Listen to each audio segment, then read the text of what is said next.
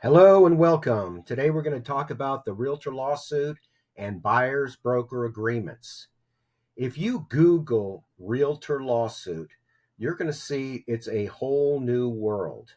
The realtors were sued in this big case right here, Sitzer Burnett, and lost over $400 million for behavior that was once the industry norm that is now determined to have been illegal. It was determined, among other things, that if you put a big commission on a property, realtors would show it. In the olden days, there were 6 and 7% commissions. And interestingly, those homes sold faster.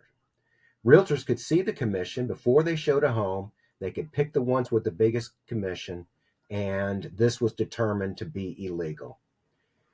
The system before was that the seller would work with a seller's agent and they would do a commission 5 or 6%, 7% split between the agents.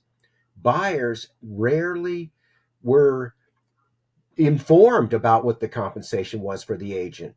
And many agents would say there was no commission to the buyer because the seller was paying for it.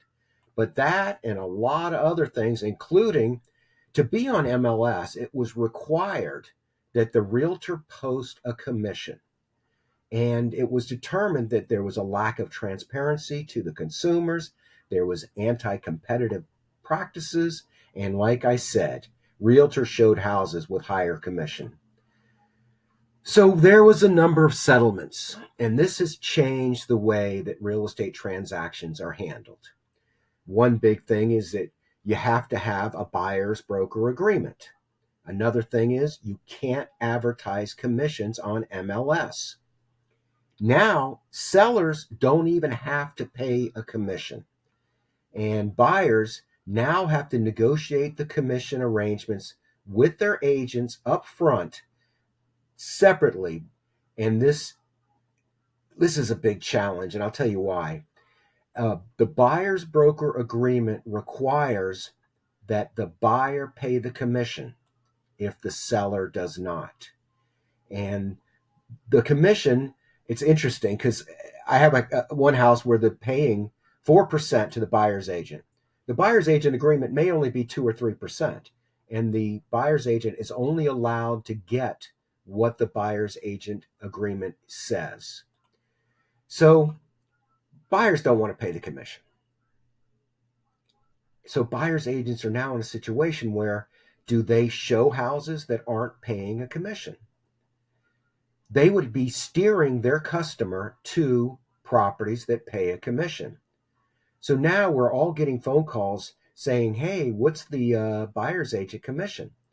And if there's no buyer's agent commission, the buyer's agent has to go back to that customer and say, well, they're not paying a buyer's agent commission. Do you still want to see it? And if they say yes, you go show it to them. If they say no, then it means that the buyer has determined they don't want to see it. It's not the realtor steering them away from houses that aren't paying a commission. So what's happening is that many buyer's agents are calling sellers' agents and asking, what are they paying? And when an offer is made, the offer includes a request from the seller to pay the buyer's agent commission. The seller is not required to pay the commission, but in many cases, or in all cases, well, I don't know if it's all cases, but in most cases, the offer is contingent upon the seller agreeing to compensate the buyer's agent. There's two schools of thought. Some of us are just showing houses. We don't care what they're paying because we're going to send our offer over and we're going to request the buyer's agent commission to be paid by the seller.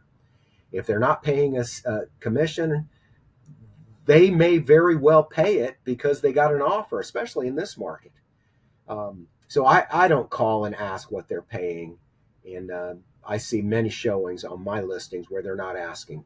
But it is a fact of life now that if you are going to work with a buyer's agent, you have to go ahead and sign an agreement on what the commission is in advance so that there's no question about what the buyer's agent's going to make, regardless of what the seller is paying.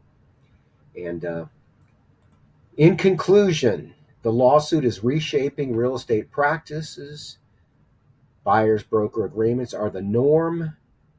This provides transparency and value communication and long-term. I got to get this off of my slide. I don't know what the hell that means. I got stuck in there. Too much. Too many versions. Anyway, I'm Randy Jenkins. This is my first effort at explaining this. And if you have any questions, feel free to reach out. Look forward to talking to you. Have a great day. Oh, maybe I can wave goodbye. There I am. Bye.